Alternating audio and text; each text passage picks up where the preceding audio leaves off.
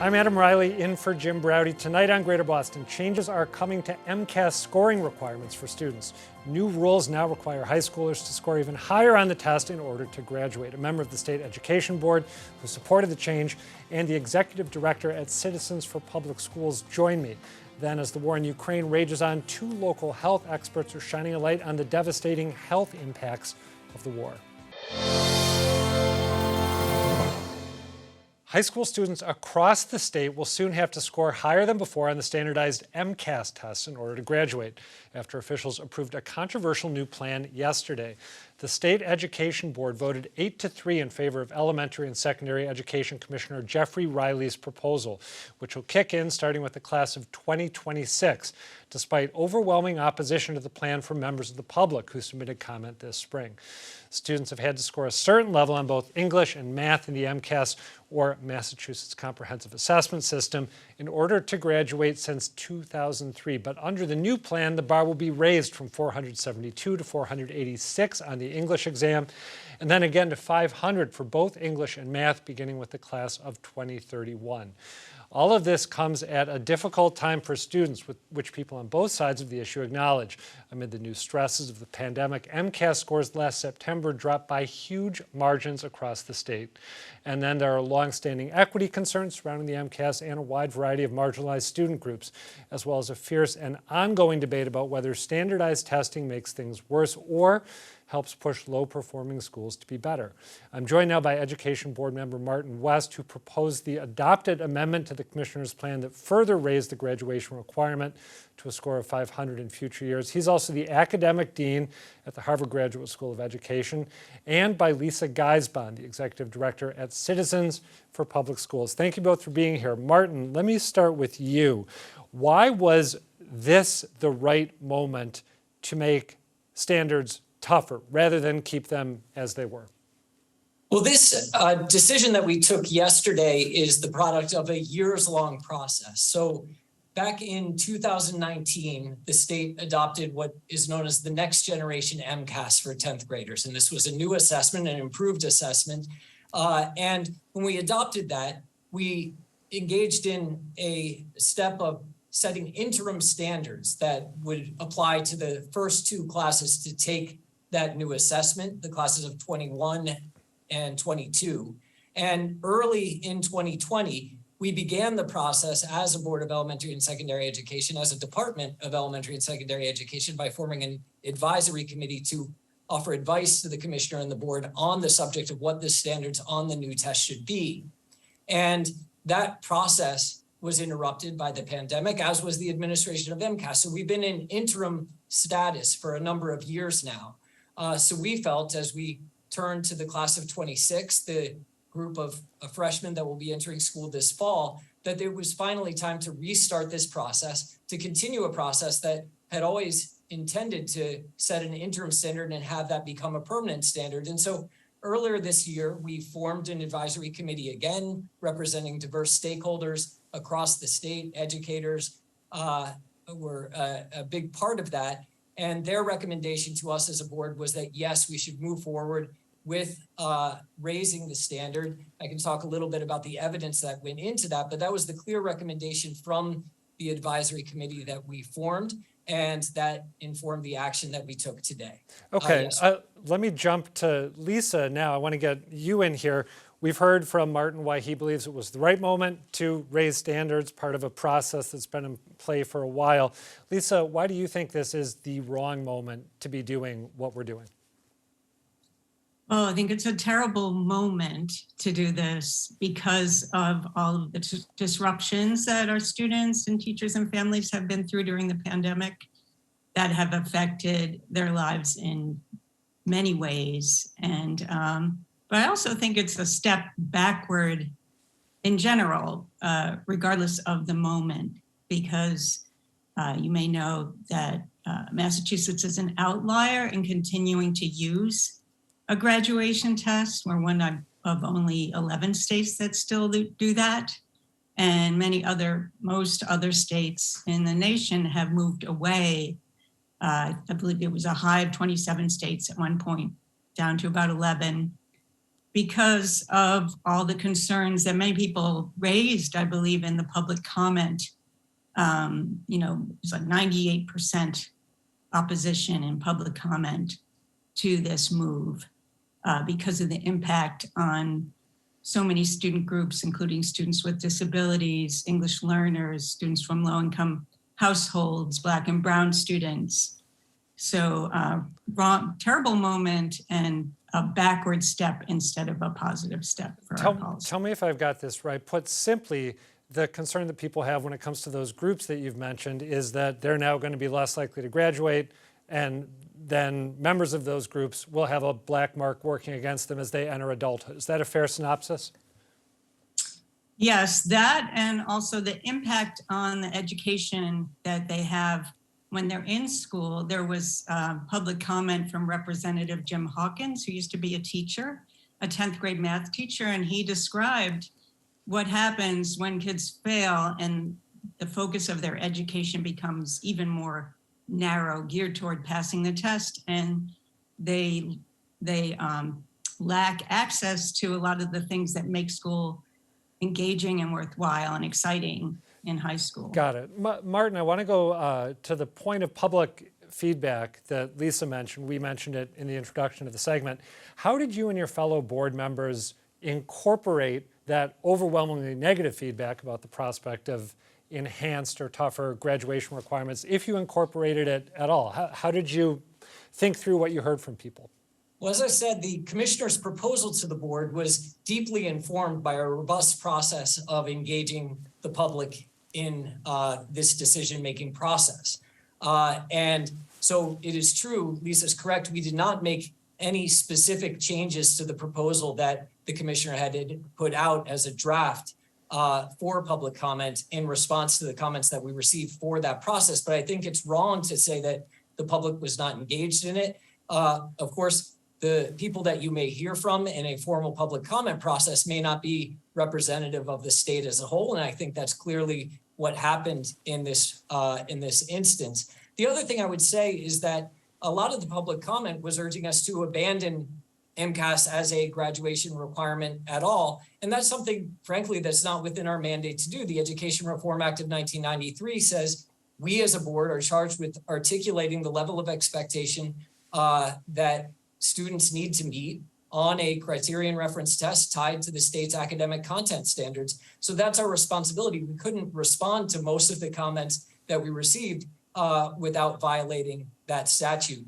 And then the last thing I would say is that while we did not make specific changes to the proposal that we adopted yesterday in response to the comments that we received will in many ways inform the department's implementation of this new requirement. So a lot of attention was paid by the commenters to the need to make sure that alternative pathways to a diploma for those students who first failed the test are available, that they're widely disseminated, that they are implemented in an effective way, and that you can expect will influence what the department does in that area going forward. I want to actually back up even a little more and make sure that we're really clear here. It's information that I need myself to be educated as I think this through. I quoted some score increases or score increased thresholds at the beginning, from 400 something to 400 something. But I don't know what that means, and I'm guessing a lot of people watching at home may not know what that means. How many more questions are we talking about kids having to get correct in order to pass the MCAS and go on and graduate? Neither one of you can hop in and tell me, but is it one more question on English out of a 50-question test? Is it something else? What are we talking about concretely? I can't answer this one. I can't answer the specific number of questions. Okay. Here's what I can say. To confuse things even more, there are two different standards that the board was setting yesterday. One is the level of performance that students need to meet in order to be able to receive a diploma, along with completing what we call an education proficiency plan.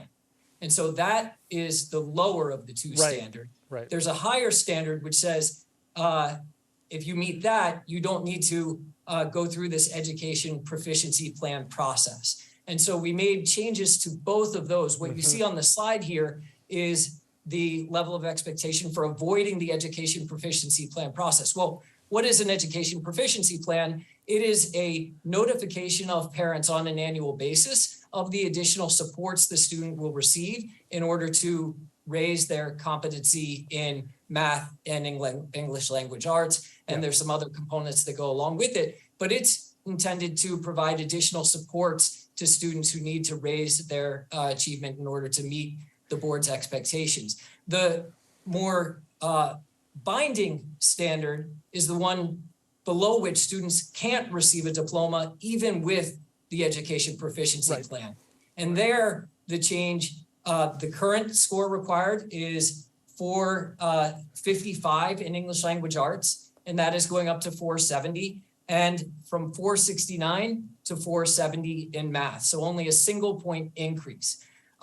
Which doesn't sound like a lot to me. I'd love to know, again, concretely exactly what it means. Lisa, had you said that you wanted Martin to tackle that you also don't know if it's one more question correct or two more questions correct? Well, I just think it's interesting that you asked that question and the answer's so complicated and it doesn't really get at explaining to me or other parents or students, like, how does this all really measure whether someone is ready to move on to pursue the goals they have in their lives? And I would argue that it doesn't. It's like a black box.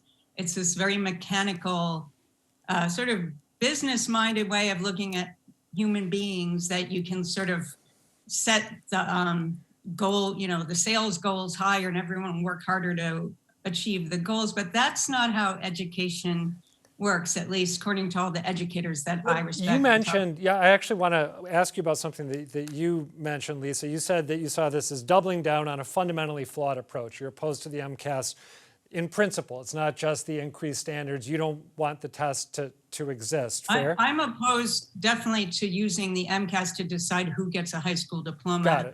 Got it. Most of the rest of the country has rejected. Thank you for the clarification. It's an important one. Yeah. I heard the new president of the Mass Teachers Association on our radio airwaves today saying, well, we're going to be back when the Baker administration is gone and we're going to be pushing to move in the opposite direction. But tell me, maybe I'm missing something, but I'm not aware of any groundswell when it comes to eliminating the MCAS as a graduation requirement. I haven't heard Maura Healey talk about it. I don't think I've heard Jeff Deal talk about it in the governor's race. But maybe I'm wrong. Is there a push that you think could lead to the MCAS being jettisoned entirely down the road as a graduation requirement? I think it's pretty increasingly unpopular, especially the graduation requirement. And half the legislature signed a letter to the Board of Education certainly opposing this policy of increasing the passing score. And the letter that they sent just really outlined a lot of the problems with high stakes testing in general. So I do think, the way the legislature works, everything has to go through these committees, with the committee chairs having a lot of power about whether anything ever gets out of committee. But it was very interesting to me that when you sort of put this letter out there that was signed by half the legislators, they represent voters. They have constituents. They're elected, not appointed. And again, just to drive home, they were talking about the increase as opposed to the continued use of the test as a graduation requirement, period. The specific focus was the increase. But as I said, I read the letter and many of the points in the letter apply more broadly to using the test to determine who graduates from high school. Martin, I want to give you the last word here. I know you were trying to get in and then I made a point of asking Lisa a question, but you work at the Harvard Grad School of Education, which I think of as being something of a mecca when it comes to progressive approaches to education. From your vantage point there and from your vantage point as a board member, what are people missing when they talk about maybe getting rid of the test entirely as a graduation requirement? Why would that be a bad idea?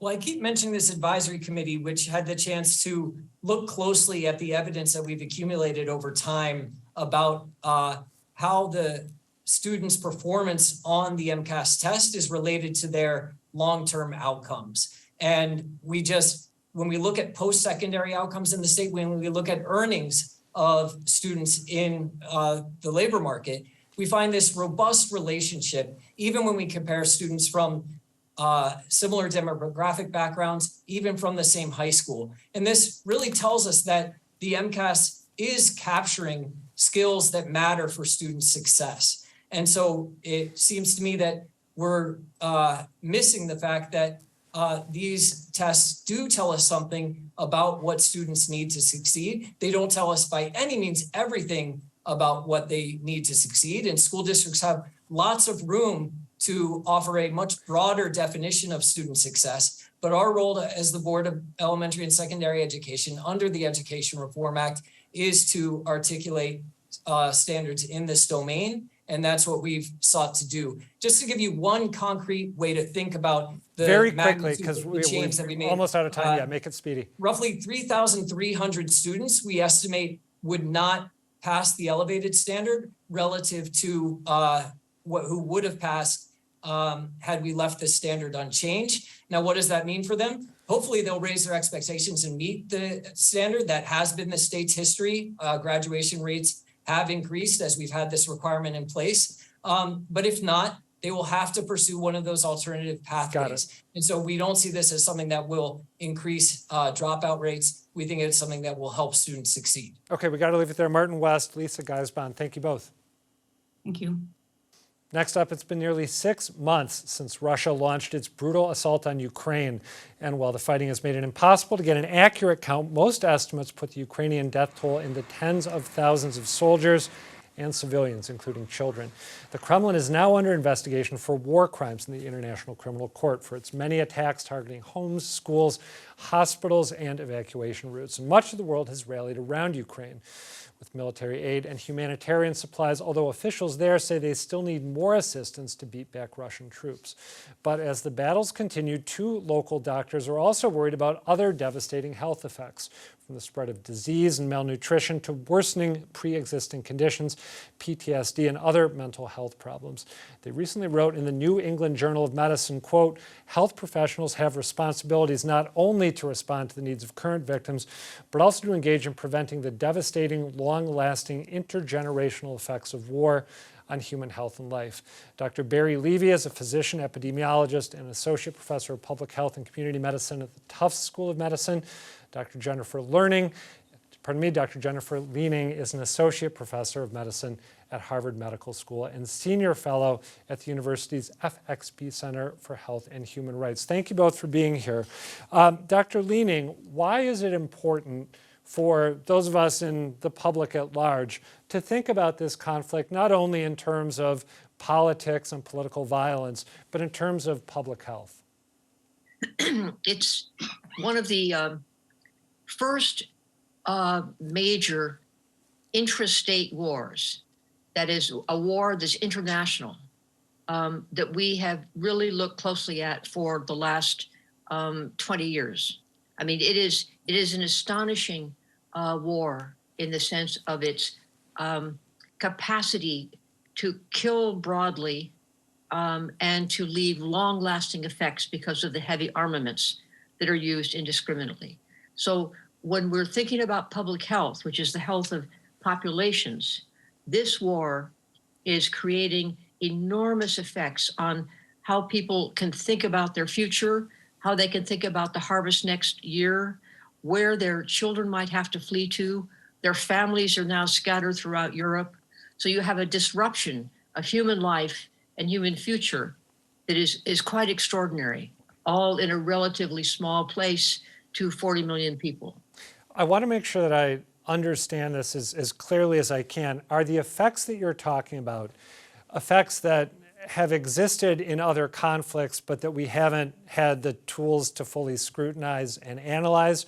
Or are the effects different here because of the power of the destructive technologies at play, or because of something else involving the nature of Ukraine, the nature of its relationship with Russia, sociocultural issues on top of other issues? Which is it?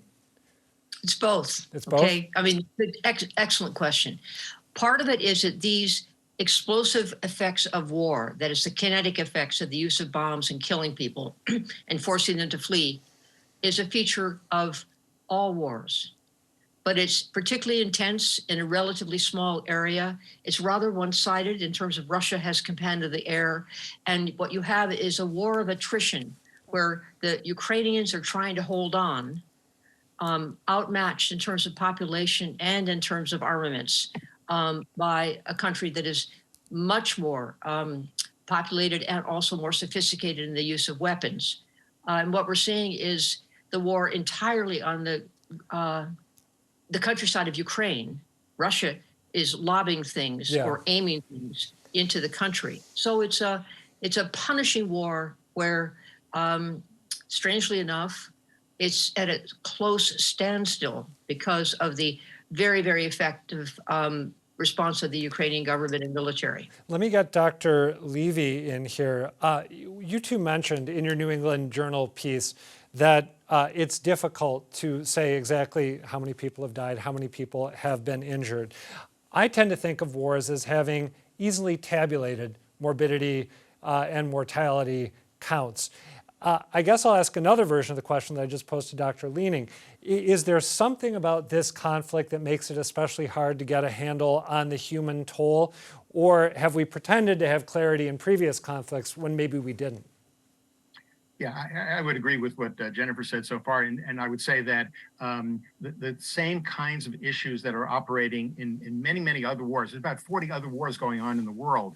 But this one is, up front and 24/7 news coverage, and so we're seeing on a bigger scale a lot of what has gone on in mainly intrastate wars, mainly civil wars in mainly low and middle income countries for many, many years. So it's and some of these same issues with regard to trying to quantitate how many deaths, how many serious injuries, those are things that operate in almost all conflicts. The data systems are down, there's the fog of war. Each side has reason not to accurately report either military or civilian casualties. And importantly, many of the deaths and injuries to civilians occur not only due to bombs and bullets, but in fact, probably on a much larger scale, more people dying and becoming ill and seriously injured as a result of destruction of the infrastructure. We're talking about food and water systems, healthcare facilities, and so forth, as well as displacement. So those indirect effects of war causing people to be displaced. There's about 12 million people displaced from Ukraine, roughly half, a little more than half within the country, a little less than half outside the country, 12 million altogether. That plus the targeting of civilian infrastructure is really causing a lot of the casualties that may never be quantified. Including healthcare infrastructure, just to highlight that, right? That's yes, and there's been already, there have been recorded almost 500 attacks, targeted attacks on hospitals and clinics. Many healthcare workers have been killed or injured. Many patients have been killed and injured. And equally importantly, there's no longer the healthcare there to provide, ongoingly to the local population. So it's a horrendous problem, and it's a war crime. Dr. Leaning, I hope you can get just a little bit more granular when we talk about the consequences of care not being provided, what that might mean in practice. I think of Ukraine as a country that has a pretty substantial HIV infection rate, for example. My assumption would be that people who are living with HIV in Ukraine may have trouble getting the treatment that keeps them healthy, keeps them alive. Maybe I'm wrong about that, but can you expand a little bit on what Dr. Levy just said? Well, let's talk about the direct war wounds, the direct war injuries first, okay? Because Ukraine is a quite sophisticated country, which again is different from some of the other places where we have seen wars taking place. And the destruction of hospitals, maternity wards, and operating rooms has meant that the treatment of these severe war casualties has been markedly impaired. So people are dying of wounds who, even in Ukraine, in ordinary times, would have really survived if it wasn't happening in such wide area and extent, and if the facilities hadn't been destroyed. So one thing is that the war injuries are not being treated in ways that result from the intensity of this war. The second is that you have a lot of people who are unable to get access to good food or good water. And this is something Barry may want to expand upon, but there's an increase in the indirect effects of war on these major health issues. And the third thing before I leave is that there is no place to hide, okay, in Ukraine, because it's in a fishbowl. Russia has commanded the air. It has excellent, satellite capacities, good drone capacities. It knows where people are, and it is just choosing where it wants to lob a major explosive device. So this is the fishbowl aspect of it, is that you are caught, and this sense of being trapped and always in jeopardy is a very, very burdensome aspect of this war. Actually, oh, go ahead. Sorry. Yeah, but Barry, you might want to expand upon the indirect effects, if you wouldn't. Yeah, do you want to take a crack at that, Dr. Levy? Sure. So what we're talking about is, for example, communicable diseases, because of the fact that many people are not drinking safe water. The water treatment plants and pipelines so forth have been destroyed. People are getting gastrointestinal and diarrheal diseases. Children are dying as a result. Respiratory diseases, including COVID, because people are closely crowded together in subways and refugee camps and so forth. Tuberculosis, which was already of a high prevalence in Ukraine, is likely spreading more frequently. There's more malnutrition. People who have chronic diseases, heart and lung disease, diabetes, are not able to get their regular medications. Women are not able to get good prenatal care or care during labor and delivery, and newborns are not getting adequate care. And indeed, the mental health problems are profound, arguably the most prevalent set of problems that are occurring. So there are all these are arguably indirect effects, and not deaths or injuries due to bombs and bullets, but they're equally as important, if not occurring even more frequently than the bombs and bullet injuries. Dr. Leaning, I want to give you the last question here, and you've only got about 30 seconds. It's a big question, but you two call in your piece for proactive approach on the part of physicians to get a handle on the long-term effects. What would that mean in practice? We actually say that physicians need to pay, and nurses and other healthcare personnel need to pay attention to the enormous reconstruction needs and current needs that are going on in Ukraine as long as this war continues and for decades thereafter. And so we should be prepared to be part of the entry teams there to help provide healthcare on the borders and in the country, many of the refugees. And we also need to be aware of the enormous need that will come out of this country seeking our help when the war begins to die down. I apologize for interrupting. We are out of time. Dr. Jennifer Leaning and Dr. Barry Levy, thank you both. Great to be with you. Thank you very much. Thank you. Thank you very much. And that's it for tonight. Thank you for watching.